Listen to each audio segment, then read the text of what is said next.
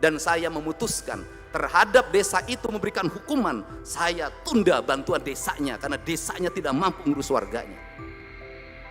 Kerangka ini harus dibangun. Kenapa?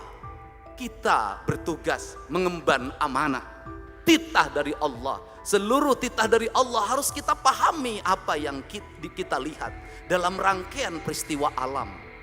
Maka cerita Jawa Barat yang dulu bersama Banten pasti dimulai dari Tarumanegara. Tarumanegara menceritakan tentang apa? Tarumanegara menceritakan tentang kepemimpinan yang mengelola air, kepemimpinan yang mampu mengelola sumber daya sungai, yang mengelilingi daerah Bekasi yang diawali dari Bogor. Maka Tarumanegara menceritakan tentang peradaban air, di mana kepemimpinan mampu menguasai hulu sungai dan daerah aliran air, serta muara yang pada akhirnya bisa menguasai lautan utara. Cerita itu bukan cerita mistik, tetapi cerita fakta bahwa bangunlah peradaban Jawa Barat dengan apa?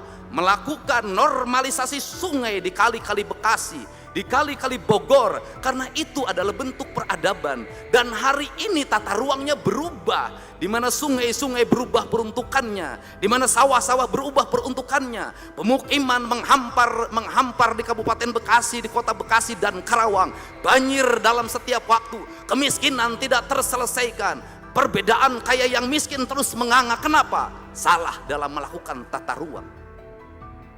Litbang Kompas mengatakan salah satu titik kelemahan dari kepuasan 85% adalah dua hal.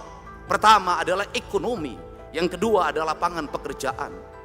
Lapangan pekerjaan terjadi, berebutannya di daerah industri. Kenapa itu terjadi? Karena kita lupa membangun konektivitas antara pendidikan dan lingkungan, pendidikan dan industri, antara dunia IT dengan keadaan masyarakat. Apa yang menjadi kelemahan masyarakat Jawa Barat? Matematika dasarnya lemah, sehingga ketika seleksi mereka kalah.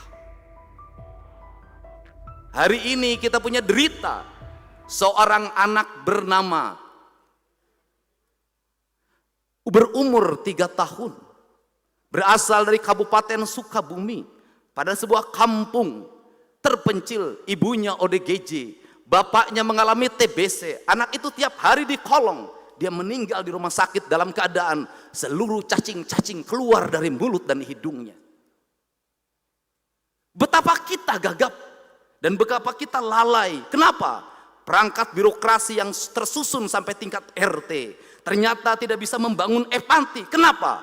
Manusia tidak terbangun dalam nalar dan rasa. Semua orang bicara anggaran, semua orang bicara keuangan. Dia lupa bahwa di balik anggaran ada rasa dan cinta yang bisa mengadakan yang ada, mentiadakan yang tiada. Kerangka itu adalah koreksi diri.